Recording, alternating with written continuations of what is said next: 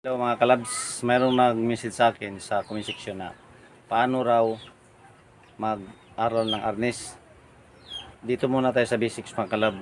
Kasi yung pag itama mo sa isang bagay yung dalawang arnis sa isang tao, kung sakaling mayroon kang about ng kagipitan, 12 ito nga kalabs, 12 component ang titirahin mo. Ikuha natin sa inyo ng 12 count sa isang bagay na itatama mo sa isang tao kung sakali man. O ito, panoorin nyo mga kalabs. Ito, i-number muna natin ha. Okay.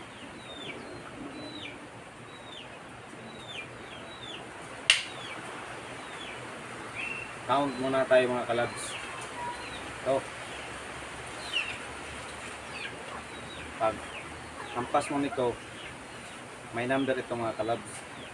Kung master mo na, alam mo na saan mo itatama, matamaan yung kalaban mo. Ito. Pag ganun mo, move. Okay. Ito dito. 1. Dito sa giliran. 1. Dalawa yan. 2. 2.